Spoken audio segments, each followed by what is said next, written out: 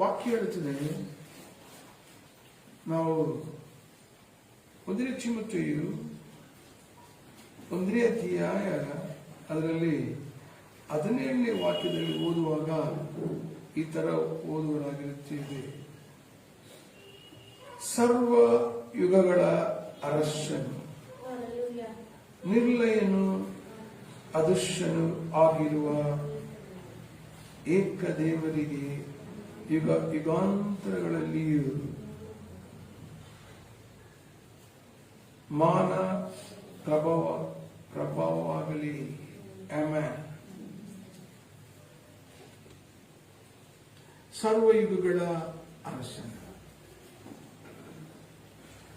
ಒಂದು ಈ ಸೂರ್ಯ, ಚಂದ್ರ, ನಕ್ಷತ್ರಗಳು, ಈ ಗ್ಯಾಲಕ್ಸಿ, ನಾವು ಕಾಣುವಂತ ಯಾವುದು ಇಲ್ಲದಂತ ಒಂದು ಕಾಲ, ಅದು ಅನಾದಿ ಕಾಲ. ಅನಾದಿ ಕಾಲದಲ್ಲಿ ದೇವರು ಆತನಿರುವಾತನೇ ಆಗಿದ್ದರು.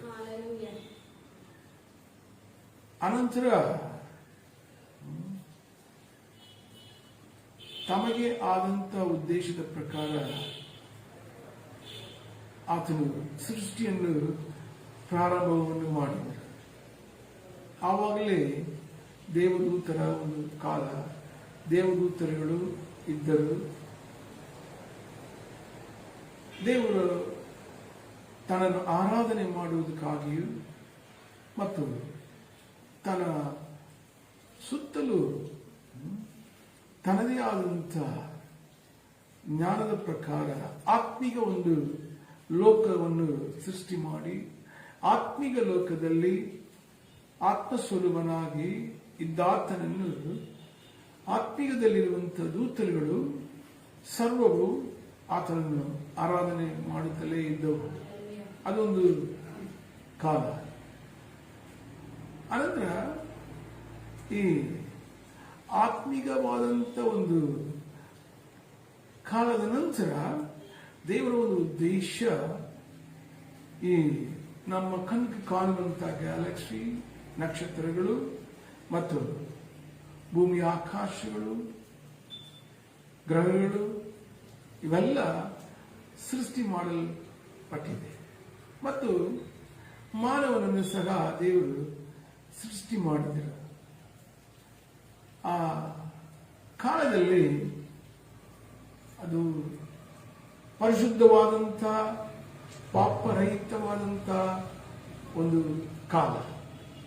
ಆ ಕಾಲದಲ್ಲಿ ಸಹ ದೇವರು ಸರ್ವಯುಗಳ ಅರಸನಾಗಿರುವ ಆತನು ನಿರ್ಲಯನು, ಅದೃಶ್ಯನು ಆಗಿದ್ದಂತ ಏಕ ದೇವರಾಗಿದ್ದಾರೆ. ಏಕ ಮೀನ್ಸ್ ಒನ್ನೆಸ್.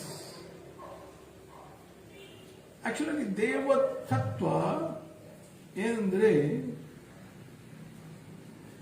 ಗಾಡ್. ಗಾಡ್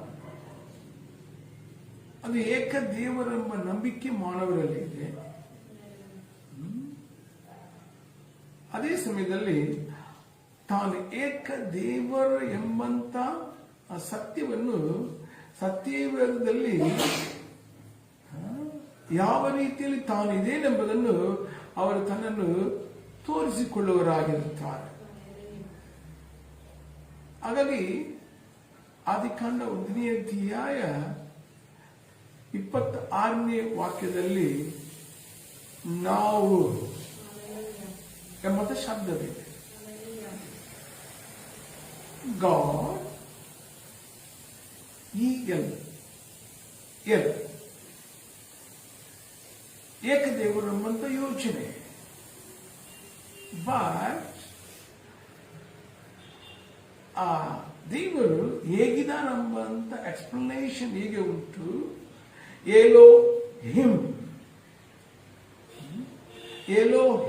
ಅಂತ ಹೇಳಿ ನಾವು ಆ ಪದವನ್ನು ಉಚ್ಚರಿಸುವಾಗ ಆ ಏಕ ದೇವರು ಹೇಗಿದ್ದಾರಂತ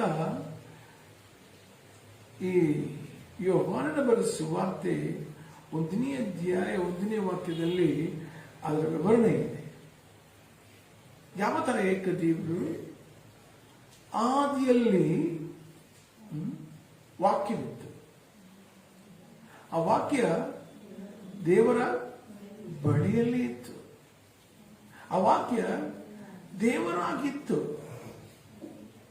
ಅಲ್ಲಿ ಓದುವಾಗ ಆದಿಯಲ್ಲಿ ವಾಕ್ಯವಿತ್ತು, ಆ ವಾಕ್ಯ ದೇವರ ಬಳಿಯಲ್ಲಿ ಇತ್ತು. ಸಪರೇಷನ್ ಕಾಣ್ತೀವಿ. ಎಲೋಹಿಮ್ ಪ್ಲೂರಲ್. ಆ ಏಕ ದೇವರು ಹೇಗಿದ್ದಾರೆ ಅಂದ್ರೆ, ಆದಿಯಲ್ಲಿ ವಾಕ್ಯವಾಗಿದ್ದ ಆತನು ಎಂಬುದಾಗಿ ಕಾಣುವಾಗ ವಾಕ್ಯ ಓದುತ್ತೇವೆ. ಯೋಹಾನನ ಸುವಾರ್ತೆ 14ನೇ ವಾಕ್ಯದಲ್ಲಿ ವಾಕ್ಯ ಎಂಬ ಆತನು 46 ಎತ್ತಿ ವಾಕ್ಯ ಎಂಬ ಆಚರಣೆ. 1 ತಿಮೋಥಿ 3:16 ಓದುವಾಗ God manifested in the flesh. ಇಬ್ರಿಯ 2:14 ಓದುವಾಗ ಮಕ್ಕಳು ರಕ್ತ ಮಾಂಸಧಾರಿ ಆಗಿರುವಂತ ಆತನ ಅವರಂತೆ ರಕ್ತ ಮಾಂಸಧಾರಿಯಾಗಿ ಬಂದನು. ಸೊ ಆದಿಯಲ್ಲಿ ವಾಕ್ಯವಿತ್ತು, ಆ ವಾಕ್ಯ ದೇವರ ಬಳಿಯಲ್ಲಿ ಇತ್ತು. ಅಂದರೆ ದೇವರು ಇದ್ದಾರೆ, ದೇವರ ಬಳಿಯಲ್ಲಿ ಇದ್ದಾರೆ. ಮತ್ತೊಬ್ಬರು ಅಲ್ಲಿಯ ದೇವರು ಇದ್ದಾರೆ, ದೇವರ ಬಳಿಯಲ್ಲಿ ವಾಕ್ಯ ಎಂಬ ಆತನಿದ್ದಾರೆ. ವಾಕ್ಯ ಎಂಬ ಆತನು ಯಾರು ಹಾಗಾದ್ರೆ? ಯೇಸು. ಅಲ್ಲಿಯ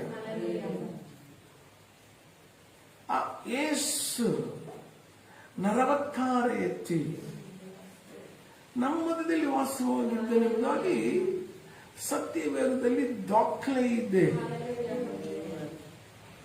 ಎಲೋಹಿಮ್ ಅಂದರೆ ಆ ವಾಕ್ಯ ಎಂಬಂತ ಯೇಸು ತಂದೆಯಾಗಿರುವಂತ ದೇವರ ಬಳಿಯಲ್ಲಿ ಇದ್ದರು. ಆ ವಾಕ್ಯ ಎಂಬ ಯೇಸು ತಂದೆಯಾದ ದೇವರ ಬಳಿಯಲ್ಲಿ ಇದ್ದನು. ಆ ವಾಕ್ಯ ದೇವರಾಗಿತ್ತು.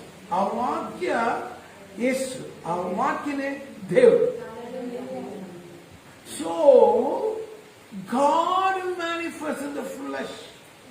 ಏಕೆ ದೇವರು ಹೇಗಿದ್ದಾರೆ? ಆಟೋ ಅದು ತಗೊಂಡ್ರೆ 3 ಭಾಗ ಇದೆ.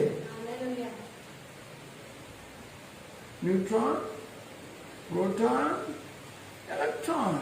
It is atom.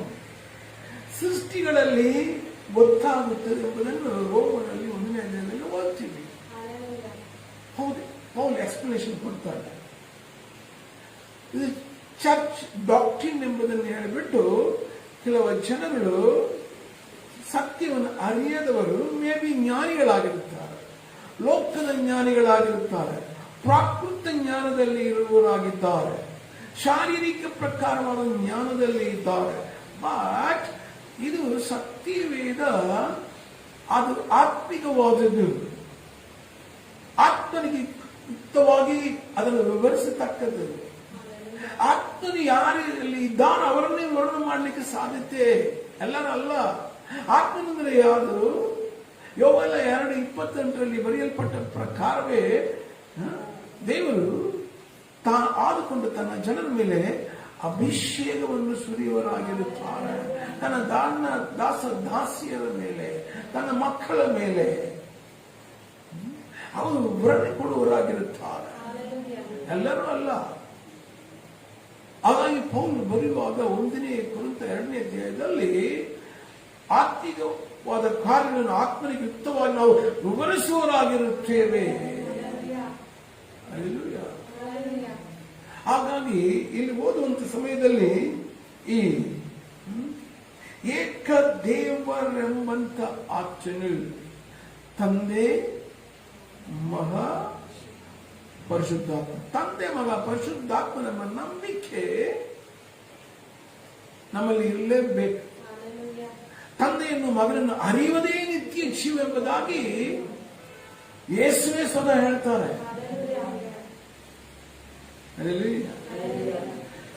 ಇದನ್ನು ಸಹ ಕೆಲವರು ತಿಳಿಯದೆ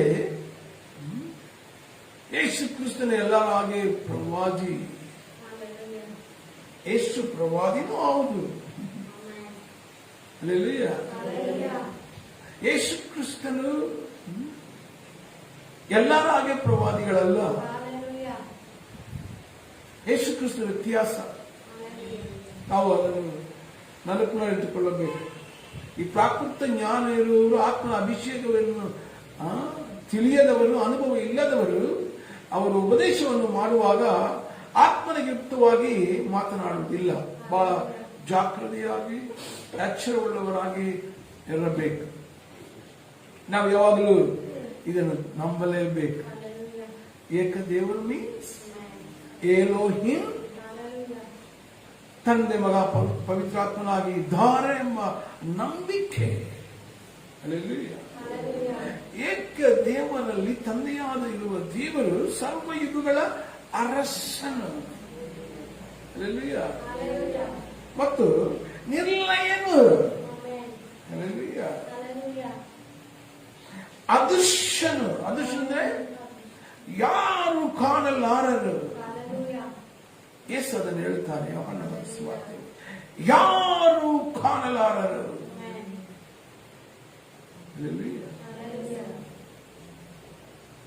ಯೇಸು ಕ್ರಿಸ್ತನೇ ಅಂದ್ರೆ ದೇವ ಕುಮಾರನೇ, ಎಲೋಹಿಂ ದೇವ ತತ್ವದಲ್ಲಿ ಕುಮಾರನಾಗಿರುವ ಆತನು ಈ ಲೋಕಕ್ಕೆ ಬಂದು ತಂದೆಯ ವಿಷಯದಲ್ಲಿ ಪ್ರಕಟಣೆಯನ್ನು ಮಾಡಿದರು. ಆದ ಕಾರಣ ಇವತ್ತು ನಾವು ಯಾವ ತರ ಒಂದು ನಂಬಿಕೆಯಲ್ಲಿ ಇರಬೇಕೆಂಬುದಾಗಿ ಇದ್ರೆ, ನಮ್ಮ ದೇವರು ಸರ್ವಯುಗಗಳ ಅರಸನು. ಅನಾದಿ ಕಾಲವನ್ನು ಇತ್ತು.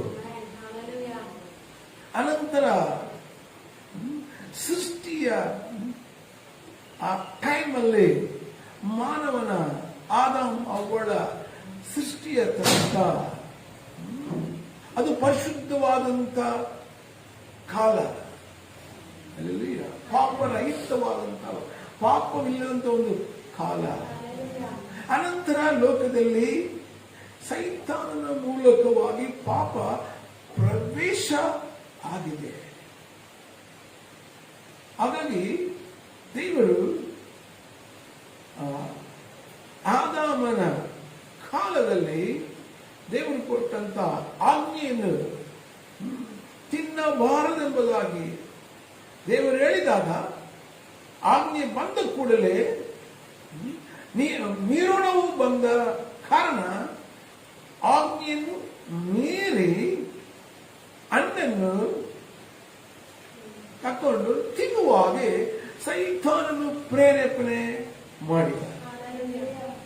ಈ ಸೈತಾನನು ಯಾವಾಗ ಪ್ರಾರಂಭವಾದ? ಆರಾಧನೆಗಾಗಿ ಕೆರೂಪನ್ನು ದೇವರು ಸೃಷ್ಟಿ ಮಾಡಿದರು. ಆ ಸೃಷ್ಟಿ ಮಾಡಿದ ದೂತನೇ ಅವನು ಬಿದ್ದವನು. ಹಾಗಾಗಿ ಎಸೆಕಿಯಲ್, ಯೆಶಾಯ ಗ್ರಂಥದಲ್ಲಿ ನಾವು ಓದುವರಾಗಿರುತ್ತೇವೆ. ಸೈತಾನನು ಯಾರು? ಕೆರೂಪಾಗಿ ಇದ್ದವನೇ ಭಯಂಕರವಾದನು. ಸೈತಾನ ಲೂಸಿಫರಾದನು. ಅವನು ಎದೆನ್ ತೋಟದಲ್ಲಿ ಬಂದು ಆದಾಮ್ ಅವಳನ್ನು ವಂಚಿಸುತ್ತಾನೆ ಎಂಬುದನ್ನು ದೇವರು ಮೊದಲೇ ತಿಳಿದು, ಯಾವಾಗ? ಅನಾದಿ ಕಾಲದಲ್ಲಿ ದೇವರ ದೂತರುಗಳನ್ನು ಸೃಷ್ಟಿ ಮಾಡುವುದಕ್ಕೆ ಮೊದಲೇ ತಾನು ಸೃಷ್ಟಿ ಮಾಡುವಂತ ಕೆರೂಪ್ ಏನಾಗುತ್ತಾನೆ, ಅವನನ್ನು ನಾನು ಯಾವ ರೀತಿಯಲ್ಲಿ ಸಂಪೂರ್ಣವಾಗಿ ನಾಶವನ್ನು ಮಾಡಬೇಕು ಎಂಬ ಓಮನಿ ಸೈನ್ಸ್ ಆಫ್ ಗಾಡ್, ಸರ್ವಜ್ಞಾನಿಯಾಗಿರುವ ದೇವರು ಸಮಸ್ತವನ್ನು ತಿಳಿದು, ಹಾಗಾಗಿ ಅವಳಿಗೆ ಆದಾಮಿಗೆ ಹೇಳಿದರು ಏನಂತ? ಈ ಮರದ ಹಣ್ಣನ್ನು ತಿನ್ನಬಾರದು. ಬಟ್ ಆದಾಮ್ ಅವಳು ಇದನ್ನು ಮೀರುತ್ತಾನೆ ಎಂಬುದ ದೇವರು ಗೊತ್ತಿದ್ದೇ ಆಜ್ಞೆಯನ್ನು ಕೊಟ್ಟರು. ಈ ಮರದನ್ನು ಮಾತ್ರ ನೀನು ತಿನ್ನಬಾರದು, ತಿಂದ ದಿನದಲ್ಲಿ ಸತ್ತೇ ಹೋಗುವಿ. ಮರಣ ಆ ಕಾಲದಲ್ಲಿ ಪ್ರಾರಂಭವಾಗುತ್ತದೆ. ಮತ್ತು ಸೈತಾನನಿಗೆ ದೇವರು ಕೊಟ್ಟಂತ ಮಾನವನಿಗೆ ದೇವರು ಕೊಟ್ಟಂತ ಆಲೋಚನೆಯನ್ನು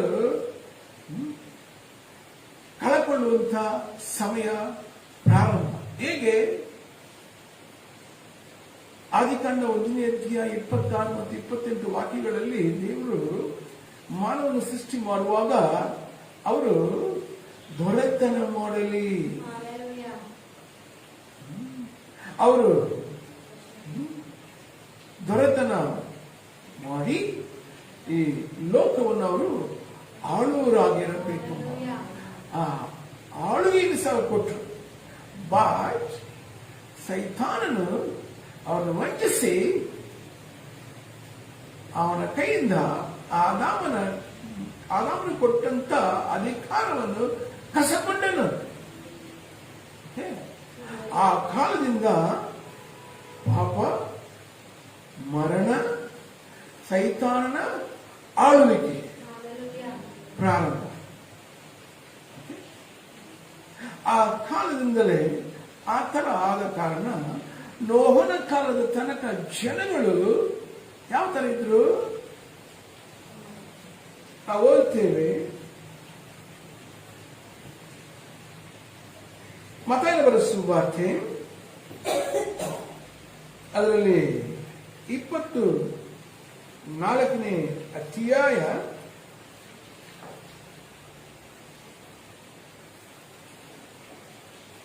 36ರಿಂದ 39 ತನಕ ಯಾರಾದ್ರೂ ಒಬ್ಬರು ಧ್ವನಿ ಎತ್ತಿ ಓದೋಣ.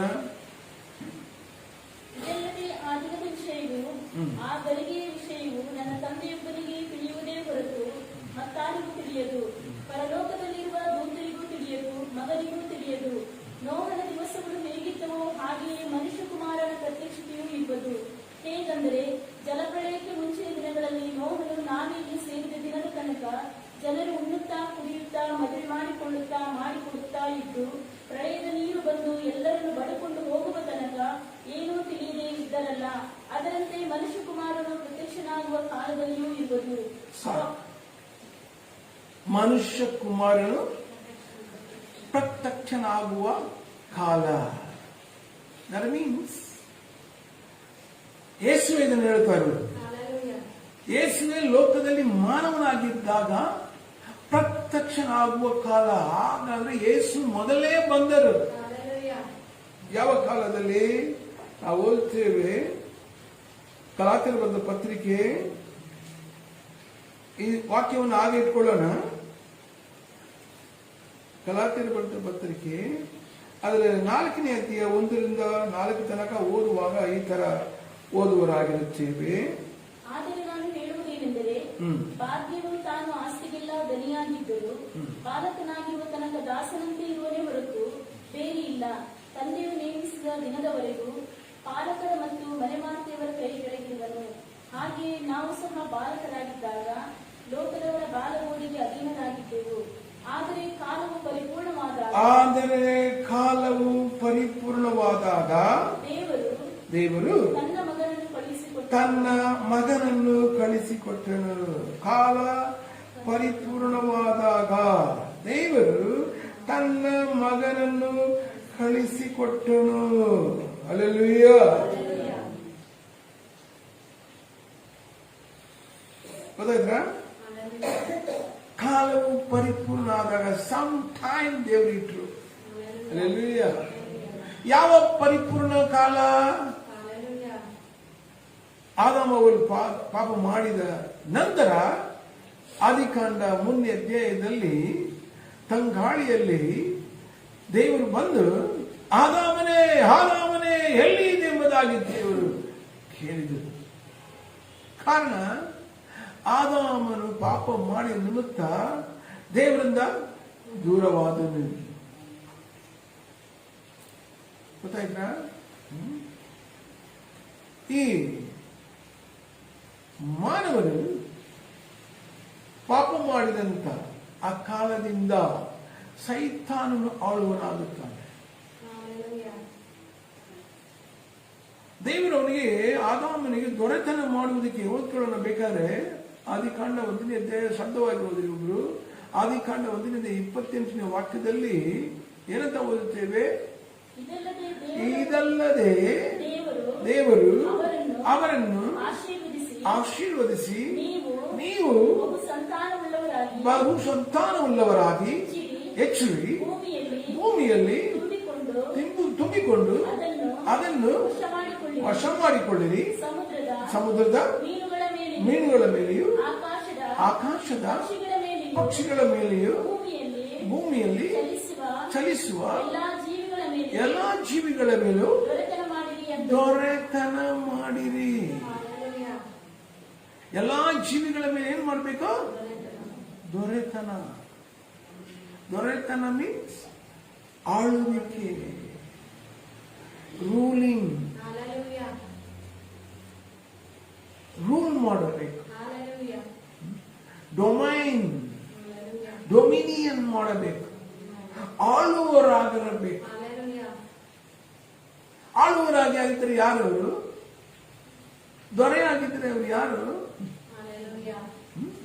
ರೂಲರ್ ಆಗಿದ್ದರೆ ಯಾರು? ಆಳುವರಾಗಿದ್ದರೆ ಯಾರು? Is a king. King plus dominion. King domain, ಅದೇ ಡೊಮಿನಿಯನ್. ಕಿಂಗ್ ಪ್ಲಸ್ ಡೊಮಿನಿಯನ್, ಅದೇ king down. Hallelujah. King plus down. Kingdom. ಈ ಕಿಂಗ್ಡಮ್ ಯಾರ ಕೈಲಿ ಹೋಯ್ತು? ಈಗ ಆದಾಮನ ಕೈಯಿಂದ ಸೈತಾನ ಕೈಲಿ ಹೋಯ್ತು. ಯಾರು ಆಳಬೇಕಿತ್ತು? ಆದಾಮನ ಆಳಬೇಕಿತ್ತು. ಬಟ್ ಯಾರು ಆಳ್ತಾ ಇದ್ದಾರೆ ಇವತ್ತು? ಸೈತಾನನ ಕೈಲಿ ಹೋಯ್ತು. ಓಕೆ, ಆ ಸೈತಾನನ ಕೈಯಲ್ಲಿ ಹೋದಂತ ಆಳ್ವಿಕೆಯನ್ನು ಪುನಃ ತರಬೇಕೆಂಬಂತ ದೇವರ ಉದ್ದೇಶ ಇತ್ತು. ಅದನ್ನು ಮಾನವರಿಗೆ ತಿಳುವಳಿಕೆ ಮಾಡಬೇಕೆಂಬಂತ ದೇವರ ಉದ್ದೇಶ ಇತ್ತು. ಆದರೆ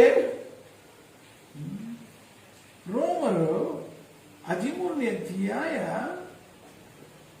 1ನೇ ವಾಕ್ಯದಲ್ಲಿ ಓದುವಾಗ ದೇವರು ಯಾರೆಂಬುದನ್ನು ನಾವು ಅಲ್ಲಿ ಕಾಣುವರಾಗಿರುತ್ತೇವೆ. ಅಲ್ಲಿ ಏನಂತ ಓದುತ್ತೇವೆ? ಪ್ರತಿ ಮನುಷ್ಯನು ತನ್ನ ಮೇಲಿರುವ ಅಧಿಕಾರಿಗಳಿಗೆ ಅಧೀನರಾಗಿರಲಿ. ಯಾಕೆ ಅಧೀನರಾಗಿರ್ಬೇಕು? ಆಮೇಲೆ ಕೆಳಗೆ ಓದ್ತೀವಿ.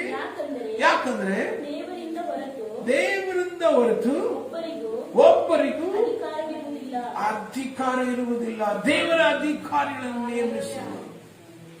ದಾನಿಯೇಲಲ್ಲಿ ಓದುತ್ತೇವೆ, ದೇವರೇ ಅರಸರುಗಳನ್ನು ನಿಯಮಿಸುವರು, ಅರಸರುಗಳನ್ನು ತಳ್ಳುವವರು, ರಾಜ್ಯಗಳನ್ನು ತಳ್ಳುವವರು, ರಾಜ್ಯಗಳನ್ನು ಏರ್ಪಡಿಸುವರು, ಅರಸರುಗಳನ್ನು ರಾಜ್ಯಗಳನ್ನು ದೇವರು ನೇಮಿಸುವವರು. ಹಲ್ಲೆಲೂಯಾ. ಹಾಗಾಗಿ ಎಲಿಯನ ಸಂಗಡ ದೇವರು ಮಾತಾಡುವಾಗ ಎಲಿಷನನ್ನು ಪ್ರವಾದಿಯನಾಗಿ, ಯೆಹೋವನಾಗಿ, ಅರಸನಾಗಿ ಮಾಡು. ದೇವರು ಎಲಿಯನೆಂಬ ಪ್ರವಾದಿಗೆ ತಿಳಿಸಿದರು. ಆದ್ರೆ ದೇವರದೇ ಎಲ್ಲ ಅಧಿಕಾರ. ಯಾರು ತನ್ನಷ್ಟಕ್ಕೆ ಅಧಿಕಾರಿ ಆಗಲ್ಲ. ಒಳ್ಳೆಯ ಕಾಲವಿರುತ್ತದೆ, ಕೆಟ್ಟೆಯ ಕಾಲವಿರುತ್ತದೆ. ಒಳ್ಳೆಯ ಕಾಲದಲ್ಲಿ ಒಳ್ಳೆಯ ಜನಗಳು ಆಳುವರಾಗಿರುತ್ತಾರೆ, ಕೆಟ್ಟ ಕಾಲದಲ್ಲಿ ಕೆಟ್ಟ ಜನಗಳು ಆಳುವರಾಗಿರುತ್ತಾರೆ. ಅಷ್ಟೇ ವ್ಯತ್ಯಾಸ. ಆದರೆ ಎಲ್ಲಾ ಕಾಲದಲ್ಲಿಯೂ ದೇವರು ಆ ಅಧಿಕಾರಿಗಳ ಮೇಲೆ ಅಧಿಕಾರಿಯಾಗಿ, ಆ ರಾಜರುಗಳ ಮೇಲೆ ರಾಜನಾಗಿ, ಅಧಿರಾಜನಾಗಿ, ರಾಜಾಧಿರಾಜನಾಗಿ ಅವರಿರುವವರಾಗಿರುತ್ತಾರೆ. Hallelujah. ಹಾಗಾಗಿ ಆದಾಮನು ಪಾಪ ಮಾಡಿದ ಮೇಲೆ ಅವನ ಆಳ್ವಿಕೆಯನ್ನು ಕಳೆದುಕೊಂಡಂತ ವ್ಯಕ್ತಿಯಾದ. ಅದನ್ನು ಪುನಃ ಯೇಸು ಕ್ರಿಸ್ತನು ತಂದು ಕೊಡಬೇಕೆಂಬಂತ ಒಂದು ಯೋಚನೆ ಬಂತು. ಹಲ್ಲೆಲೂಯಾ. ಹಾಗಾಗಿ ಕ್ಲುಪ್ತ ಕಾಲ ಬಂದಾಗ, ಕಾಲವು ಪರಿಪೂರ್ಣವಾದಾಗ ಎಂಬುದಾಗಿ ಕನ್ನಡದಲ್ಲಿ ಓದುತ್ತೇವೆ. ಅಂದ್ರೆ ಆಕ್ಚುಲಿ ಕ್ಲುಪ್ತ ಕಾಲ ಬಂದಾಗ, ಕಾಲ ಪರಿಪೂರ್ಣವಾದಾಗ ದೇವರು ತನ್ನ ಮಗನನ್ನು ಕಳುಹಿಸಿಕೊಟ್ಟನು. ಹಲ್ಲೆಲೂಯಾ. ಮತ್ತೆ ಅದರ ಕೆಳಗೆ ಓದ್ತೇವೆ, ಓದೋಣ. ಧರ್ಮಶಾಸ್ತ್ರ ದೀನರಾದವರನ್ನು ವಿಮೋಚಿಸಬೇಕೆಂದಲೂ, ನೋಡ್ರಿ, ವಿಮೋಚನೆ ಮಾಡಬೇಕೆಂಬಂತ ದೇವರ ಸಂಕಲ್ಪ. ವಿಮೋಚಿಸಬೇಕೆಂದು ಪುತ್ರರ ಪದವಿಯನ್ನು ನಮಗೆ ದೊರಕಿಸಬೇಕೆಂದು, ನಾವೆಲ್ಲರಿಗೂ ಸಭೆಯಲ್ಲಿರುವ ಮಕ್ಕಳಿಗೆ ದೊರಕಬೇಕೆಂದಲೂ, ಅಂದ್ರೆ ಆತನಂದ್ರೆ ವಾಕ್ಯವೆಂಬ ಆತನು, ನಲವತ್ತಾರ ಎತ್ತಿ ಬಂದರೆ ಓದಿದವಲ್ಲ, ಆತನು ಸ್ತ್ರೀಯಲ್ಲಿ ಹುಟ್ಟಿದವನು. ಯಾಕೆ ಯೇಸು ಕುಮಾರ್ ಸ್ತ್ರೀಯಲ್ಲಿ ಹುಟ್ಟಿದವನು? ಆದಿಕಾಂಡ 3:15 ಓದುತ್ತೇವೆ. ಏನಂತ ಓದುತ್ತೇವೆ? ಹೋದ್ರಿ ಆದಿಕಾಂಡ 3ನೇ ಅಧ್ಯಾಯ 15ನೇ ವಾಕ್ಯದಲ್ಲಿ ಸ್ಪಷ್ಟವಾಗಿ ಮೊದಲೇ ತಿಳಿಸಿದರು, ಈಕೆಯ ಸಂತಾನವು ಅಂದರೆ ಸ್ತ್ರೀಯ ಸಂತಾನ ಎಂಬುದಾಗಿ ನಿನ್ನ ತಲೆಯನ್ನು, ಯಾರ ತಲೆಯನ್ನು? ಸೈತಾನನ ತಲೆಯನ್ನು ಚಚ್ಚುವುದು, ನೀನು ಅದರ ಹಿಮ್ಮಡಿಯಲ್ಲಿ ಕಚ್ಚುವಿ. ಹಾಗಾದ್ರೆ ದೇವರ ಪ್ರೋಗ್ರಾಮ್, ಕಾಲವು ಪರಿಪೂರ್ಣವಾದಾಗ ಸ್ತ್ರೀಯಲ್ಲಿ ಯೇಸು ಹುಟ್ಟಿ ಬರಬೇಕು. ಪ್ರೋಗ್ರಾಮ್. ಹಲ್ಲೆಲೂಯಾ. ರೋಮರ 5ನೇ ಅಧ್ಯಾಯ 6ನೇ ವಾಕ್ಯದಲ್ಲಿ ಓದುವಾಗ ಸ್ಪಷ್ಟವಾಗಿ ಪೌಲ್ ಅದರ ವಿಷಯವಾಗಿ ಬರೆಯುತ್ತಾನೆ. ಗಲಾತ್ಯರಲ್ಲಿ ಕಾಲವು ಪರಿಪೂರ್ಣವಾದಾಗ ಯೇಸು ಕ್ರಿಸ್ತನ ಸ್ತ್ರೀಯಲ್ಲಿ ಹುಟ್ಟಿ ಬಂದರು. ಆದಿಕಾಂಡ 3:15 ಓದಿದ ಪ್ರಕಾರ.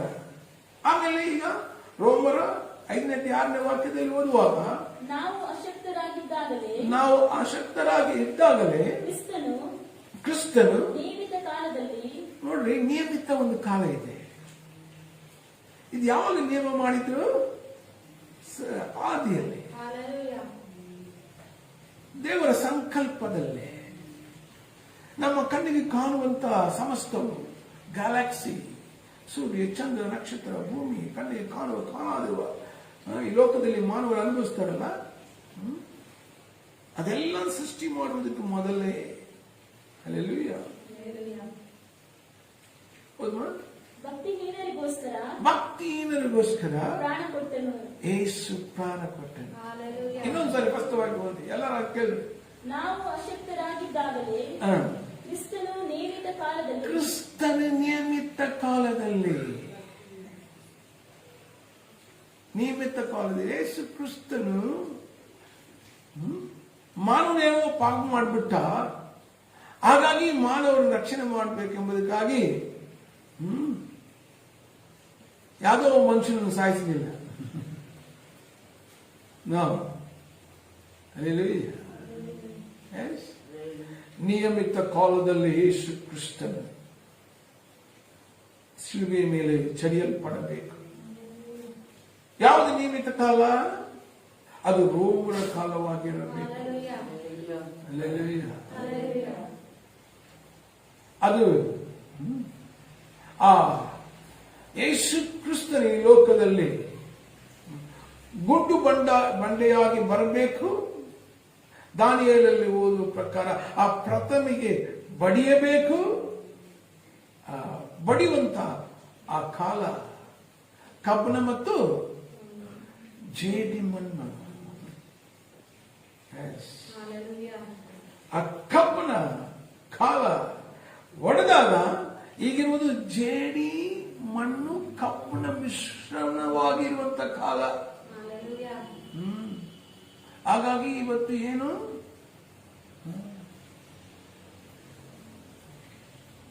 ಯುರೋಪಿಯನ್ ಎಕನಾಮಿಕಲ್ ಕೌನ್ಸಿಲ್, ಅವ್ರು ಎಷ್ಟು ಜನ ಇದ್ದಾರೆ? 10 ರಾಷ್ಟ್ರಗಳು. ಅವರೆಲ್ಲ ಒಂದೇ ಯೋಚನೆ. ಈಗ ಏನ್ ಮಾಡಬೇಕು? ಅವರೆಲ್ಲರೂ ಒಂದೇ ಯೋಚನೆ ಉಳ್ಳವರಾಗಿರುತ್ತಾರೆ. Program God allowed. ಮತ್ತು WHO ಯಾರ ಅಧಿಕಾರ? ದೇವರು ಅನುಮತಿಸ್ತಾರೆ. ಅವರೆಲ್ಲ ಬರಬೇಕು, ಎದ್ದೇಳಬೇಕು. ಒನ್ ನೇಷನ್, ಒನ್ ಕರೆನ್ಸಿ ಬರಬೇಕು. ದೇವರು ಅನುಮತಿಸಿದ್ದಾರೆ. ಓಕೆ, ಯಾಕೆ? ಈಗ ಓದೋಣ. ಈಗ ಇಲ್ಲಿಗೆ ಬರಬೇಕು. ಮತ್ತಾಯ ಬರೆಸ್ ನಾವು ಓದಿವಲ್ಲ, ಮತ್ತಾಯ 24ನೇ ಅಧ್ಯಾಯ ಈಗ 39ನೇ ವಾಕ್ಯ ಒಂದು ಮಾತ್ರ ಓದಿದ್ರೆ ಸಾಕು. ಇದು ಪ್ರಳಯದ ನೀರು ಬಂದು ಎಲ್ಲರನ್ನು ಬಡಕೊಂಡು ಹೋಗುವ ತನಕ ಏನು ತಿಳಿಯದಿದ್ದಾರಲ್ಲ, ಅದರಂತೆ ಮನುಷ್ಯ ಕುಮಾರನು ಪ್ರತ್ಯಕ್ಷನಾಗುವ ಕಾಲದಲ್ಲಿಯೂ ಇರುವುದು. ಮನುಷ್ಯ ಕುಮಾರನ ಪ್ರತ್ಯಕ್ಷನಾಗುವ ಕಾಲ, ಯೇಸು ಬರುವ ಕಾಲ, ಯೇಸು ಶಿಲುಬೆಯ ಮೇಲೆ ಚಡಿಯಲ್ಪಡುವ ಕಾಲ, ಯೇಸು ಪುನರುತ್ಥಾನವಾಗಿ ಪರಲೋಕಕ್ಕೆ ಹೋಗಿದ್ದಾರೆ ಎಂಬ ಸತ್ಯ ಸಭೆಯವರಿಗೆ ಗೊತ್ತುಂಟು. ಮತ್ತು ಯೇಸು ಪುನಃ ಬರುತ್ತಾರೆಂಬ ನಂಬಿಕೆ ಎಲ್ಲರಲ್ಲಿ ಉಂಟು. ಕಲಿಯುಗ ಯಾವುದು? ಕೆನಡಾ ಜಂಜಾಲ್ ಅಂತ ಒಬ್ಬ ವ್ಯಕ್ತಿ ಬರ್ತಾನಂತ ಕೆಲವರು ಮಾತಾಡ್ತಾರೆ. ಅದೇ ತರ ಕಾನಾ ಜಂಜಾಲ್ ಅಂತ ಹೇಳ್ತಾರೆ. ಕನ್ನಡ ಜಂಜಾಲ ಹೇಳ್ತಾರೆ, ಕಾನಾ ಜಂಜಾಲ ಹೇಳ್ತಾರೆ. ಆ ಕಲಿಯುಗ ಕಾಲ ಎಂಬುದಾಗಿ ಹೇಳ್ತಾರೆ. ಆಂಟಿ ಕ್ರೈಸ್ಟ್ ಟೈಮ್ ಎಂಬುದಾಗಿ ನಾವು ಓದುತ್ತೀವಿ. ಅಂತಿಕ್ರಿಸ್ತನ ಕಾಲ. ಈ ಕಾಲಗಳು ಸಹ ಇದೆ. ಅದನ್ನ ತರ ನೋಡೋಣ. ಆದರೆ ಯೇಸು ಕ್ರಿಸ್ತನು ಪ್ರತ್ಯಕ್ಷವಾಗುವಂತ ಕಾಲ. ಈಸಾ ಮಸಿ ಬರುತ್ತಾರೆ ನಂಬ್ತಾರೆ ಎಲ್ಲರೂ. ಯೇಸು ಬರುತ್ತಾರೆ ಎಂಬುದಾಗಿರುವಂತ ಕಾಲ ಇದು. ಆ ಕಾಲದಲ್ಲಿ ಜನರು ಹೇಗಿರುತ್ತಾರೆ ಅಲ್ಲಿ ಓದಿದ್ದೇವೆ. ಏನು ತಿಳಿಯದ, ಅಲ್ಲೆಲ್ಲಿಯ ಏನಂತ ಓದಿದ್ದೇವೆ? ಏನು ತಿಳಿಯದೇ ಇಲ್ಲ. ಯಾರು ಬೇಕಾದ್ರೆ ಇರಲಿ, ದೊಡ್ಡ ಅಧಿಕಾರಿ ಆಗಿರಲಿ, ಅಮೆರಿಕ ದೇಶದ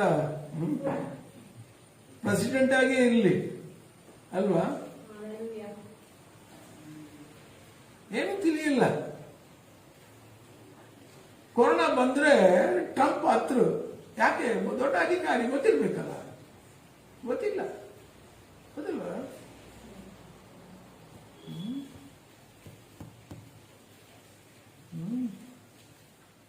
ಅಮೆರಿಕದಲ್ಲಿ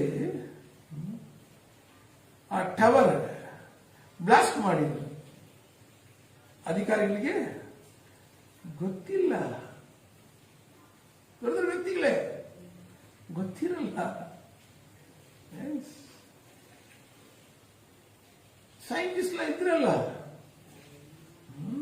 ಯಾವ ಯಾವ ರೀತಿಯಲ್ಲಿ ಏನೇನು ಕಂಡಿಡಿಯುವಂತ ಎಲ್ಲ ವ್ಯಕ್ತಿಗಳು ಇದ್ದಾರಲ್ಲ. ನಮ್ಮ ಇಂದಿರಾ ಗಾಂಧಿ ಸುತ್ತಲೂ ತುಂಬಾ ಕಾವಲಿದ್ರು. ಆದ್ರೆ ಯಾರು ಗೊತ್ತಿಲ್ಲ ಒಬ್ಬನು ಶೂಟ್ ಮಾಡಕ್ಕೆ ಇದ್ದಾನೆ ಎಂಬುದನ್ನು. ಹೌದಲ್ವಾ? ಗೊತ್ತಿಲ್ಲ. ರಾಜೀವ್ ಗಾಂಧಿ ಸಹ ತಮಿಳುನಾಡಿಗೆ ಹೋದ್ರು, ಗೊತ್ತಿಲ್ಲ. ಅಧಿಕಾರಿ ಇದ್ದಾನೆ, ಅವ್ರ ಸುತ್ತಲೂ ಎಲ್ಲ ಇದ್ದಾರೆ. ಈಗ ಚೀಫ್ ಮಿನಿಸ್ಟರ್ ಇದ್ದಾರೆ ಯಾರು? ಯಡಿಯೂರಪ್ಪ. ನಮ್ಮ MP, MLA, ಕೌನ್ಸಿಲರ್, ಮಂಡಲ ಪಂಚಾಯತ್ ಮೆಂಬರ್, ಅವ್ರು ಯಾರು ಬೇಕಾದ್ರೆ ಇಲ್ಲಿ ಅಧಿಕಾರಿಗಳನ್ನು ದೇವರು ನೇಮಿಸ್ತಾರೆ. ಬಟ್ ಕಾಲಗಳಿವೆ. ಆ ಕಾಲಗಳಲ್ಲಿ ಏನೇನು ನಡೆಯುತ್ತಾ ಇದೆ ಎಂಬ ದೇವರೊಬ್ಬರಿಗೆ ಗೊತ್ತುಂಟು, ಮಾನವನಿಗೆ ಗೊತ್ತಿಲ್ಲ. ಹಲ್ಲೆಲೂಯಾ. ಏನು ತಿಳಿಯದ ಸಮಯ, ತಿಳಿಯುವುದೇ ಇಲ್ಲ. ಆದ್ರೆ ಆ ಕಾಲದಲ್ಲಿ ಒಂದು ಮಾಡ್ತಾರೆ, ಏನು ಗೊತ್ತಾ? ಮನುಷ್ಯ ಕುಮಾರನ ಪ್ರತ್ಯಕ್ಷತೆಯು ಇರುವುದು. ಹೇಗೆಂದರೆ ಜಲ ಪ್ರಳಯಕ್ಕೆ ಮುಂಚಿನ ದಿನಗಳಲ್ಲಿ ನೋಹನ ನಾವೆಯಲ್ಲಿ ಸೇರಿದ ದಿನದ ತನಕ ಜನರು ಉಣ್ಣುತ್ತಾ ಕುಡಿಯುತ್ತಾ, ಏನಂತೆ? ಉಣ್ಣುತ್ತಾ ಕುಡಿಯುತ್ತಾ. ನೀವು ಮನೆಯಿಂದಲೇ ಆರ್ಡರ್ ಮಾಡಬಹುದು ಇವತ್ತು. ನೀವಿರುವಂತ ನಿಮ್ಮ ಮನೆಗೆ ಎಲ್ಲಿಂದಲೋ ನೀವು ಕೊಟ್ಟಂತ ಫುಡ್, ಕಾಸ್ಟ್ಲಿ ಫುಡ್ ಮನುಷ್ಯನಲ್ಲ, ಯಾರು ತಂದು ಕೊಡುತ್ತದೆ? ಡ್ರೋನ್, ಅದಲ್ಲ, ತಂದು ಕೊಡುತ್ತೆ. ಅಮೆಜಾನ್, ನೀವಿರುವಂತ ಸ್ಥಳದಲ್ಲಿ ನೀವು ಆರ್ಡರ್ ಕೊಡುವುದನ್ನು ಅಮೆಜಾನ್ ನಲ್ಲಿ ನೀವು ಆರ್ಡರ್ ಮಾಡಿದ್ರೆ ಅವುಗಳೇ ಸೆಲೆಕ್ಟ್ ಮಾಡುತ್ತದೆ, ಅವುಗಳೇ ಪ್ಯಾಕ್ ಮಾಡುತ್ತದೆ. ಅನಂತರ ನಿಮ್ಮಲ್ಲಿ ಬರುವ ತನಕ ಮಾನವರನ್ನು ಉಪಯೋಗಿಸಿ ತಂದು ಕೊಡುತ್ತದೆ, ಕೊಡ್ತಾರೆ. ನಮಗೆ ಎಂತ ಬೇಕಾದ ಜ್ಞಾನವಿರಲಿ, ಈ ಪ್ರಪಂಚದ ಜ್ಞಾನವಿರಲಿ, ಸೈಂಟಿಸ್ಟ್ ಆಗಿರಲಿ, ಎಷ್ಟೋ ಸೈಂಟಿಸ್ಟ್ಗಳಿದ್ದಾರೆ, ಬಟ್ ಅವರಿಗೆ ಎಷ್ಟು ತಿಳುವಳಿಕೆ ಇಲ್ಲ. ಎಷ್ಟೋ ಸೈಂಟಿಸ್ಟ್ ಜ್ಞಾನಿಗಳಿದ್ದಾರೆ, ಬಟ್ ಅವರು ಇದ್ದರೂ ಸದಾ ತಿಳಿಯಲಾರದ ಸಂಗತಿಗಳಿವೆ. ಹಲ್ಲೆಲೂಯಾ. ಅಲ್ಲಿ ಓದ್ತೇವೆ, ಏನು ತಿಳಿಯದ, ಹಲ್ಲೆಲೂಯಾ, ಏನು ತಿಳಿಯದ ಜನಾಂಗಗಳು. ನೋಹನ ಕಾಲದಲ್ಲಿ ಹಾಗೆ ಇದ್ದರು, ಮನುಷ್ಯ ಕುಮಾರನ ಕಾಲದಲ್ಲಿ ಹಾಗೆ ಇರ್ತಾರೆ. ಮೇ ಬಿ ಡಿಗ್ರಿ ಓದಿರಬಹುದು ಒಬ್ಬ ವ್ಯಕ್ತಿ, ಅವನ ಹೆಸರಿಗಿಂತ ಅವನು ತಕೊಂಡ ಡಿಗ್ರಿ ತುಂಬಾ ಇದ್ದವು. ಈ ಲೋಕದಲ್ಲಿ ಎರಡು ಲೋಕವಿದೆ. ಒಂದು ಶಾರೀರಿಕವಾದ ಕಣ್ಣಿಗೆ ಕಾಣುವಂತ, ಅನುಭವಿಸುವಂತ ಒಂದು ಲೋಕ, ಕಣ್ಣಿಗೆ ಕಾಣಾದಿರುವಂತ ಒಂದು ಲೋಕ, ಆತ್ಮಿಕ ಲೋಕ. ಎರಡು ಲೋಕ. ನಾವು ಸಭೆಯಾಗಿರುವಂತವರುಗಳು ಶಾರೀರಿಕ ಲೋಕದ ಜನಾಂಗಗಳಲ್ಲ, ನಾವು ಆತ್ಮಿಕ ಲೋಕದ ಜನಾಂಗ. ಈ ಆತ್ಮ ಶಾಶ್ವತವಾಗಿದೆ. ದೇವರು ಶಾಶ್ವತವಾಗಿ ಇರುವವರು, ನಿರ್ಲಯನು. ಸರ್ವ ಯುಗಗಳ ಅರಸನು ಯಾರು? ನಿರ್ಲಯನು, ಆತ್ಮ ಸ್ವರೂಪನು, ಲಯವಾಗದಿರುವ ದೇವರು. ನಮ್ಮೊಳಗಿನ ಆತ್ಮ ನಾಶವಾಗುವುದಿಲ್ಲ, ಅಲ್ಲೇ ಎರಡರಲ್ಲಿ ಒಂದು ಸ್ಥಳಕ್ಕೆ ಹೋಗುತ್ತದೆ ನಮ್ಮ ಸೋಲ್. ಒಂದು ನರಕ ಅಥವಾ ಸ್ವರ್ಗ. ಸ್ವರ್ಗ ಅಂತ ಹೇಳಿದ್ರೆ ದೇವರಿರುವ ಸ್ಥಳ, ದೇವರ ಜೊತೆಯಲ್ಲಿ. ತುತ್ತೂರಿಯ ಶಬ್ದ ಕೇಳಲು ಸತ್ತವರು ಮೊದಲು ಎದ್ದು ಬರುವರು, ಜೀವದಲ್ಲಿರುವ ನಾವು ಹಾಗೆ ಆರಿ ಹೋಗುವೆವು, ಸದಾಕಾಲ ಆಪ್ತರ ಸಂಗಡ ಇರುವೆವು. ಇದು ಒಂದು ಪ್ಲೇಸ್. ಮತ್ತೊಂದು ಪ್ಲೇಸ್, ನ್ಯಾಯ ತೀರ್ಪ ನಂತರ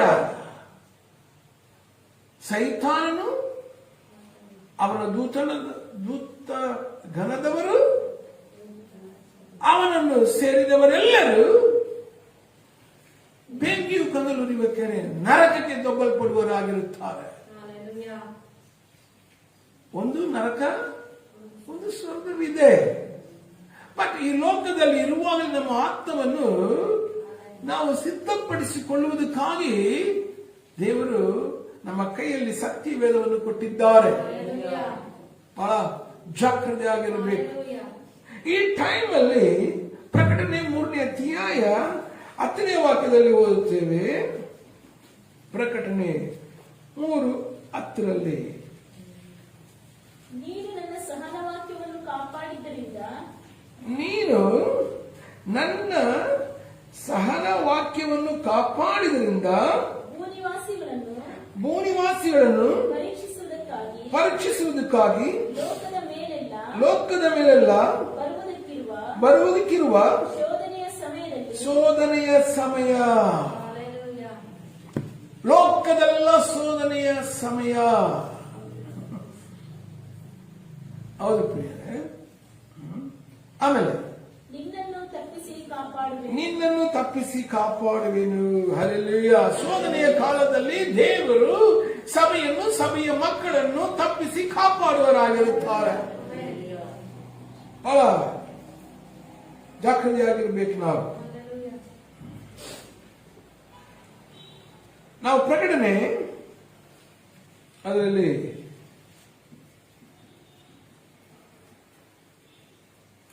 13ನೇ ಅಧ್ಯಾಯ ಅದರಲ್ಲಿ 15ನೇ ವಾಕ್ಯದಿಂದ ಓದುವಾಗ ಈ ತರ ಓದುತ್ತೇವೆ. ಇದಲ್ಲದೆ ಆ ಮೃಗದ ವಿಗ್ರಹಕ್ಕೆ ಜೀವ ಕೊಡುವ ಸಾಮರ್ಥ್ಯವು ಇದಕ್ಕೆ ದೊರೆಯಿತು. ಆ ಮೃಗದ ವಿಗ್ರಹವು ಮಾತಾಡುವುದು. ಸ್ವಲ್ಪ ವೇಟ್ ಮಾಡಿ.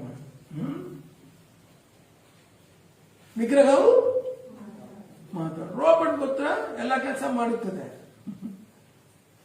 ರೋಬೋಟ್ ಎಲ್ಲ ಕೆಲಸ ಮಾಡುತ್ತದೆ. ಈಗ ಈ ಮೃಗ ಅಂದ್ರೆ ಈ ವಿಗ್ರಹ, ಈ ಗೊಂಬೆ ಮಾತಾಡುತ್ತದೆ. ಮಾತಾಡುವ ಗೊಂಬೆ ಒಂದು ದಿನ ಸೃಷ್ಟಿ ಮಾಡಲಿಕ್ಕೆ ಇದ್ದಾರೆ ಈ ಲೋಕದಲ್ಲಿ.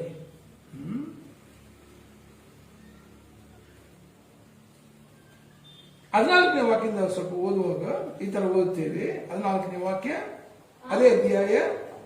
ಆ ಮೊದಲನೆಯ ಮೃಗದ ಸನ್ನಿಧಿಯಲ್ಲಿ ಮಹತ್ಕಾರ್ಯಗಳನ್ನು ಮಾಡುವ ಅಧಿಕಾರವಿರುವುದರಿಂದ ಭೂನಿವಾಸಿಗಳನ್ನು ಮರಳುಗೊಳಿಸುತ್ತದೆ. ಅವರಿಗೆ ಕತ್ತಿಯಿಂದ ಗಾಯ ಹೊಂದಿ ಸಾಯದೆ ಬದುಕಿದ ಮೃಗದ ಎಲ್ಲ ಗಮನಿಸಿ. ಮೃಗದ ಘನಕ್ಕಾಗಿ ವಿಗ್ರಹವನ್ನು ವಿಗ್ರಹವನ್ನು ಏನ್ ಮಾಡ್ಬೇಕಂದ್ರೆ. ಹಾಗಾಗಿ ಇಡೀ ಪ್ರಪಂಚದಲ್ಲಿ ಇವತ್ತು ವಿಗ್ರಹಗಳನ್ನು ಅವರವರ ದೇಶದಲ್ಲಿ ಅವರವರ ಮನಸ್ಸು ತಕ್ಕಾಗಿ ಅಧಿಕಾರಿಗಳ ಮಾಡುತ್ತಾರೆ. ನಮ್ಮ ದೇಶದಲ್ಲಿ ಎತ್ತರವಾದಂತ ವಿಗ್ರಹ, ನಮ್ಮ ದೇಶದ ಇಂಥವರ ವಿಗ್ರಹ ಎತ್ತರ, ಅಂತವರ ಹೆಸರನ್ನು ಹೇಳಿ ಅಂತವರ ವಿಗ್ರಹ, ಅದಕ್ಕಾಗಿ ಕೋಟಿ ಕೋಟಿ ಖರ್ಚು. ಬಡವನು ಇವತ್ತು ಊಟಕ್ಕಿಲ್ಲದೆ ಅಳೆಯುತ್ತಾ ಇದ್ದಾನೆ. ದೇಶವನ್ನು ಆಳುವಂತ ಅಧಿಕಾರಿಗಳು ಬಡವರು ಊಟಕ್ಕೆ ಇಲ್ಲ, ಬಟ್ ವಿಗ್ರಹಗಳನ್ನ ಮಾಡುವುದಕ್ಕಾಗಿ ದೇಶದ ಜನರ ಟ್ಯಾಕ್ಸ್ ಹಣವನ್ನು ಖರ್ಚು ಮಾಡ್ತಾರೆ. ಆ ಟೈಮ್ ಇದು. ಕೆಳಗೆ ಓದುತ್ತೇವೆ ಅದೇ ಅಧ್ಯಾಯದಲ್ಲಿ. ಆದ್ಮೇಲೆ ವಿಗ್ರಹವನ್ನು ಮಾಡಿಸಿಕೊಳ್ಳಬೇಕೆಂದು ಬೋಧಿಸುತ್ತದೆ. ಹಾಗಾಗಿ ಇಡೀ ಪ್ರಪಂಚದಲ್ಲಿ ಅಲ್ಲೆಲ್ಲಿ ಜನಗಳಿಗೂ ವಿಗ್ರಹಾರಾಧನೆ, ವಿಗ್ರಹವನ್ನು ಮಾಡಬೇಕು, ದೊಡ್ಡದು ಹೈಟ್ ಎಷ್ಟೋ ಎತ್ತರ. ಆಮೇಲೆ ಕೆಳಗೆ ಓದುತ್ತೇವೆ. ಇದಲ್ಲದೆ ಆ ಮೃಗದ ವಿಗ್ರಹಕ್ಕೆ ಜೀವ ಕೊಡುವ ಸಾಮರ್ಥ್ಯವು ಇದಕ್ಕೆ ತೊರೆಯಿತು. ಯಾವುದಕ್ಕೆ? ವಿಗ್ರಹಕ್ಕೆ ತೊರೆಯಿತು. ಆಮೇಲೆ ಓದ್ತೇವೆ, ಆ ಮೃಗದ ವಿಗ್ರಹವು ಮಾತಾಡುವುದು. ನೋಡಿದ್ರ, ಮಾತಾಡುವುದು. ಆಮೇಲೆ ತನಗೆ ನಮಸ್ಕರಿಸಿದವರೆಲ್ಲರಿಗೂ, ಗಮನಿಸಬೇಕೀಗ, ತಮಗೆ ನಮಸ್ಕರಿಸಿದ ಎಲ್ಲರಿಗೂ ಮರಣ ದಂಡನೆ ಆಗುವಂತೆ ಮಾಡುವುದು. ಗೊತ್ತಾಯ್ತಾ? ಮರಣದಂಡನೆ ಯಾವುದು? ಅದು ಬೇಗನೆ ಬರ್ಲಿಕ್ಕಿದೆ. ಮರಣದಂಡನೆ ಆಗುವುದು ಆ ವಿಗ್ರಹವನ್ನು ಆರಾಧನೆ ಮಾಡದಿದ್ದರೆ. ದಾನಿಯೇಲನ ಕಾಲದಲ್ಲಿ ಇದ್ದಾಗೆ ಅದರ ನೆರಳು ಇದು ನಿಜ ಬರ್ಲಿಕ್ಕಿದೆ. ವಿಗ್ರಹವನ್ನು ಆರಾಧನೆ ಮಾಡದಿದ್ದರೆ ಮರಣದಂಡನೆ. ಆಮೇಲೆ ಈ ಎರಡನೆಯ ಮೃಗವು ದೊಡ್ಡವರು ಚಿಕ್ಕವರು, ಐಶ್ವರ್ಯವಂತರು, ಬಡವರು, ಸ್ವತಂತ್ರರು, ದಾಸರು ಎಲ್ಲರೂ ತಮ್ಮ ತಮ್ಮ ಬಲಗೈ ಮೇಲಾಗಲಿ ಹಣೆಯ ಮೇಲಾಗಲಿ ಗುರುತು ಹೊಂದಬೇಕೆಂದಲು, ಆ ಗುರುತು ಯಾರಿಗಿಲ್ಲವೋ ಅವರು ಕ್ರಯ ವಿಕ್ರಯಗಳನ್ನು ನಡೆಸಕೂಡದಿಂದಲೂ ಆಜ್ಞೆ ಮಾಡುತ್ತದೆ. ಏನಿಲ್ಲದಿದ್ರೆ ತಮ್ಮ ತಮ್ಮ ಬಲಗೈ ಮೇಲಾಗಲಿ ಹಣೆಯ ಮೇಲಾಗಲಿ ಗುರುತು ಹೊಂದಬೇಕೆಂದಲೂ, ಆ ಗುರುತು ಯಾರಿಗಿಲ್ಲವೋ ಅವರು ಕ್ರಯ ವಿಕ್ರಯಗಳನ್ನು ನಡೆಸಕೂಡದಂತಲೂ. ಅಂದ್ರೆ ಗುರುತು ಇದ್ದಾಗ ಮಾತ್ರ ಅಂಗಡಿಯಲ್ಲಿ ಹೋಗಿ ತಕ್ಕೊಳ್ಳುವುದು. ಗೊತ್ತಾಯ್ತ? ಹಣ ಕೊಟ್ಟು ತಕ್ಕೊಳ್ಳೋದು ಅವಾಗ ಮಾತ್ರ ಅಧಿಕಾರ, ಇಲ್ಲಂದ್ರೆ ತಗೊಳಗಾರ ಬರ್ತದೆ. ಇದು ಒಂದು ಶೋಧನೆಯ ಕಾಲ. ಈ ಟೈಮ್ ಇದಲ್ಲ, ಈ ಟೈಮ್ ಒಂದು ಶೋಧನೆಯ ಕಾಲ. ಏನಂತ ಗೊತ್ತಾ? ಈಗ ಶ್ರೀಲಂಕಾ ಪಕ್ಕದಲ್ಲಿದೆ, ಹೋಗಕ್ಕಾಗಲ್ಲ. ಯಾಕೆ? ಹೋಗಕ್ಕೆ ಆಗಲ್ಲ. ಈವನ್ ನೀವು ಬೇರೆ ಸ್ಟೇಟ್ಗೆ ಹೋಗಕ್ಕಾಗಲ್ಲ ಈಗ ಅಟ್ ಪ್ರೆಸೆಂಟ್. ಯಾಕೆ? ಏನಾಗಬೇಕು? ವ್ಯಾಕ್ಸಿನೇಷನ್ ಆಗಬೇಕು. ವ್ಯಾಕ್ಸಿನೇಷನ್ ಇಲ್ಲದೆ ಎಲ್ಲಿಗೆ ಹೋಗಂಗಿಲ್ಲ. ನೀವು ಸ್ವಂತ ಊರಿಗೆ ತಮಿಳುನಾಡು ಹೋಗಂಗಿಲ್ಲ. ಹೋಗ್ಬೋದು ಕಳ್ಳತನವಾಗಿ.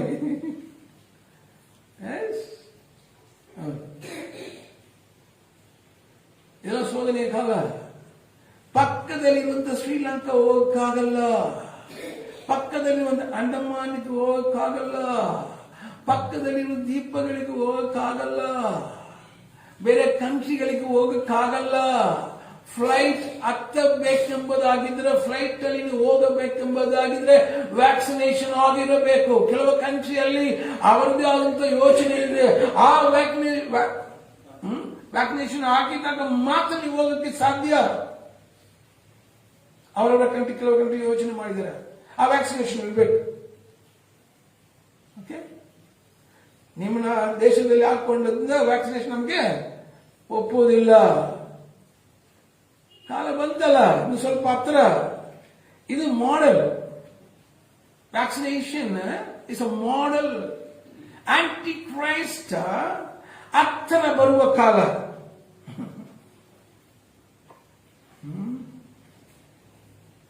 ದಾನಿಯೇಲ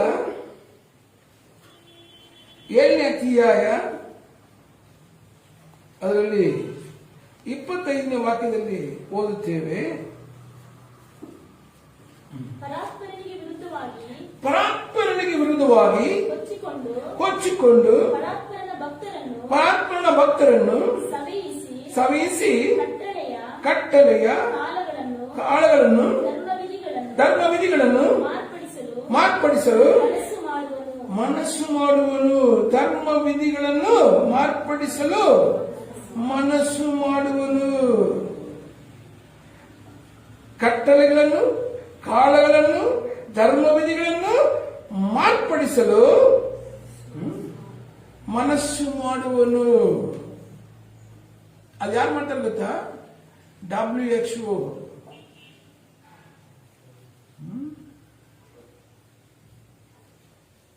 ಯಾರು ಮಾಡ್ತಾರೆ ಗೊತ್ತಾ? European economic council. One country ಅಂದ್ರೆ $1. ಒಂದೇ ಕರೆನ್ಸಿ ಎಲ್ಲರಿಗೂ. ನಾವೆಲ್ಲರೂ ಒಂದೇ. ಯಾರ ಕೆಳಗಡೆ ಇರಬೇಕೆಲ್ಲರೂ? ಅಂತಿಕ್ರಿಸ್ತನ ಕಾಲದ ಕೆಳಗಡೆ. ಎಸ್. ಈಗ ಪುನಃ ನಾವು ಬರೋಣ. ಪ್ರಕಟಣೆ 13ನೇ ಅಧ್ಯಾಯ 18ನೇ ವಾಕ್ಯ. ಇದರಲ್ಲಿ ಜ್ಞಾನವೂ ಅಡಕವಾಗಿದೆ. ಬುದ್ಧಿವಂತನು ಆ ಮೃಗದ ಅಂಕೆಯನ್ನು ಎಣಿಸಲಿ. ಅದು ಒಬ್ಬ ಮನುಷ್ಯನನ್ನು ಸೂಚಿಸುವ ಅಂಕಿಯಾಗಿದೆ. ಯಾರವನು ಆ ಒಬ್ಬ ಮನುಷ್ಯನು? ಅಂತಿಕ್ರಿಸ್ತನು, ಕ್ರಿಸ್ತ ವಿರೋಧಿ. ಅವನು ಬರ್ತಾನೆ ಒಂದು ದಿನ. ಹೇಳ್ತಾರೆ ಕನ್ನಡ ಜಂಜಾಲ್, ಕಾನೆ ಜಂಜಾಲ್, ಆಂಟಿ ಕ್ರೈಸ್ಟ್, ಕಲ್ಕಿ. ಇನ್ನೊಂದು ಮಾತ್ರದಲ್ಲಿ ಬರ್ತಾರೆ. ಅವತ್ತು ಮುದ್ರೆ ಹಾಕೊಳ್ಳೇಬೇಕು. ಇವತ್ತು ಯಾವುದು? ವ್ಯಾಕ್ಸಿನೇಷನ್. ಅವತ್ತು 666 ಮುದ್ರೆ ಹಾಕಿಕೊಳ್ಳಬೇಕು. ಇದರ ಸಿದ್ಧತೆಯ ಕಾಲ ಇದು.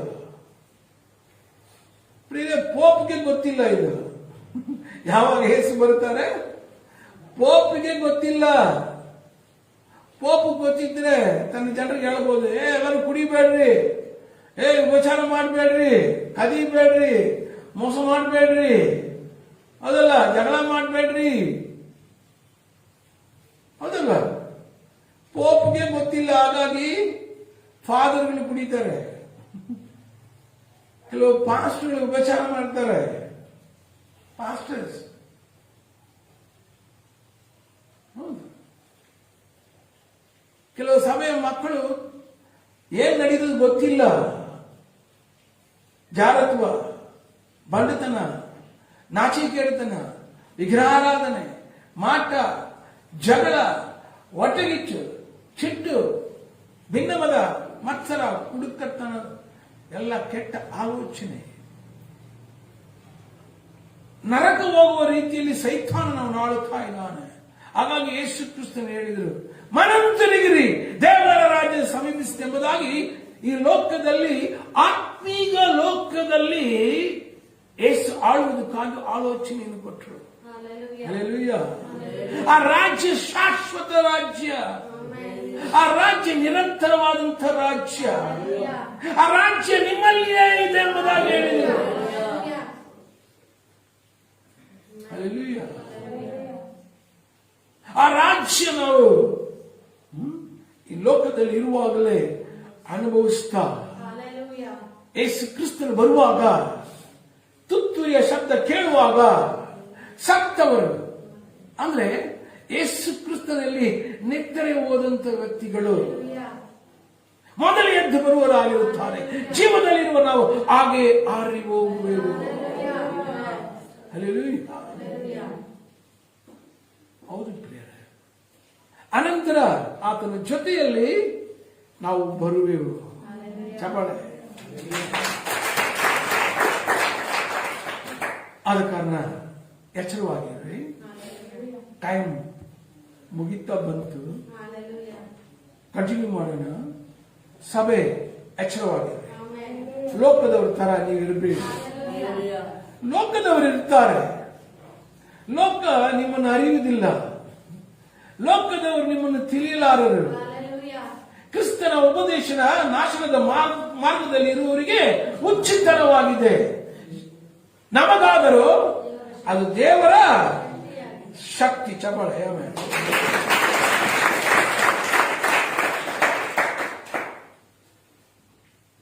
ಇವತ್ತೇ ಅನುಗ್ರಹ ಕಾಲ,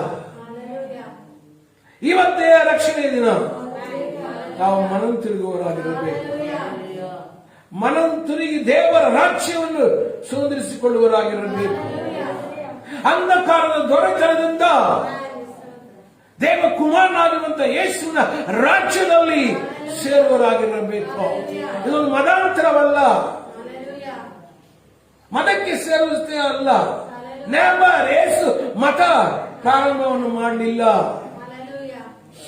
ಕಳ್ಳರುಗಳು ಅದನ್ನು ಮಾಡಿದ್ದಾರೆ, ಸುಳ್ಳುಗಾರರು ಅದನ್ನು ಮಾಡಿದ್ದಾರೆ. ಇದು ಮತವಲ್ಲ, ಮಾರ್ಗ. ಪರಲೋಕಕ್ಕೆ ಹೋಗುವುದಕ್ಕೆ ಮಾರ್ಗ. ಯೇಸು ಹೇಳ್ತಾರೆ, ನಾನೇ ಸತ್ಯ, ನಾನೇ ಜೀವ, ನಾನೇ ಮಾರ್ಗ.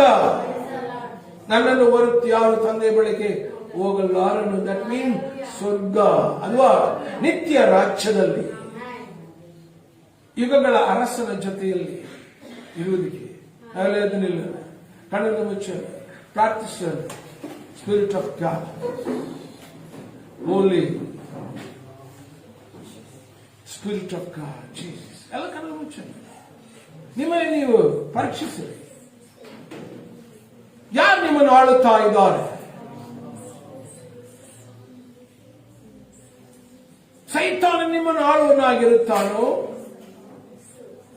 ಯುಗಗಳ ಅರಸನಾಗಿರುವಂತಹ ರಾಜ್ಯಾದಿ ರಾಜ್ಯದ ನಿಮ್ಮನ್ನು ಆಳುವರಾಗಿರುತ್ತಾರೋ? ಈ ಲೋಕದಲ್ಲಿ ಶಾರೀರಿಕ ಪ್ರಕಾರವಾಗಿ ಆಳುವ ಅಧಿಕಾರಿಗಳು, ಅರಸರುಗಳು, ರಾಜ್ಯಗಳಿದ್ದಾರೆ. ಆದರೆ ಆತ್ಮೀಯ ಲೋಕವನ್ನು ಆಳುವಂತ ರಾಜ್ಯಾದಿ ರಾಜನು, ಆತನು ಸರ್ವ ಯುಗಗಳ ಅರಸನು, ನಿತ್ಯ ರಾಜ್ಯನು, ಆತನು ರಾಜಾದಿರಾಜನು. ತನ್ನ ಜನರಿಗಾಗಿ ಬರುತ್ತಾ ಇದ್ದಾರೆ. ಯೇಸು ಕ್ರಿಸ್ತನು ಪ್ರತ್ಯಕ್ಷನಾಗುವಂತ ಕಾಲ. ಭೂಪರಲೋಕದ ಒಡೆಯನಾಗಿರುವ ನಮ್ಮ ಯೇಸು, ಈ ದಿನದಲ್ಲಿ ನಮ್ಮ ಮಕ್ಕಳ ಸಗಳಿಂದ ಮಾತಾಡಿ ಎಚ್ಚರಿಕೆ ಮಾಡಿದಕ್ಕಾಗಿ ಕೋಟಿ ಕೋಟಿ ಸ್ತೋತ್ರ. ಈ ಲೋಕದಲ್ಲಿ ನಾವು ಇದ್ದರೂ ಈ ಲೋಕದವರಾಗಿ ಇಲ್ಲದೆ ಪರಲೋಕದ ಜನರಾಗಿ ಜೀವಿಸುವುದಕ್ಕೆ ಅನುಗ್ರಹವನ್ನು ಮಾಡಿ. ನಾವು ಶಾರೀರಿಕ ಭಾವದವರಲ್ಲ, ನಾವು ಆತ್ಮೀಯ ಭಾವದವರು. ಹಾಗೆ ಆತ್ಮೀಯ ಜನರಾಗಿ ನಡೆದುಕೊಳ್ಳುವುದಕ್ಕೆ ನಮಗೆ ಅನುಗ್ರಹವನ್ನು ಮಾಡಿ. ನಿನ್ನ ಮಕ್ಕಳನ್ನು ಆಶೀರ್ವದಿಸು. ಆತ್ಮನ ಬಲ, ಶಕ್ತಿಯಿಂದ ವಾಕ್ಯದ ಪರಿಜ್ಞಾನ ನಿನ್ನ ಮಕ್ಕಳಿಗೆ ಉಂಟಾಗಲಿ. ನಿನ್ನನ್ನು ಕಳಿಸಿಕೊಟ್ಟ ಯೇಸುವನ್ನು ಅರಿತು ನಿತ್ಯ ಜೀವವನ್ನು ಪಡೆಯುವುದಕ್ಕೆ ಅನುಗ್ರಹವನ್ನು ಮಾಡು, ಆಶೀರ್ವದಿಸು. ಪ್ರಿಯರೇ, ನೀವು ಆತ್ಮ ವಿಷಯದ ಅಭಿವೃದ್ಧಿ ಹೊಂದಿರುವ ಪ್ರಕಾರ ಎಲ್ಲಾ ವಿಷಯದ ಅಭಿವೃದ್ಧಿ ಹೊಂದಿ ಸುಕ್ಷೇಮವಾಗಿರಬೇಕು. ಪ್ರಾರ್ಥನೆ ವಾಕ್ಯ ಪ್ರಕಾರ ಆತ್ಮಿಕ, ಶಾರೀರಿಕ, ಭೌತಿಕ ಈ ಗಬ್ಬರಕ್ಕೆ ಬೇಕಾದಂತ ಆಶೀರ್ವಾದ ನಮ್ಮ ಮಕ್ಕಳನ್ನು ಆಶೀರ್ವದಿಸು. ಕೃಪಾಸ್ತಕ ಒಪ್ಪಿಸ್ತೇವೆ.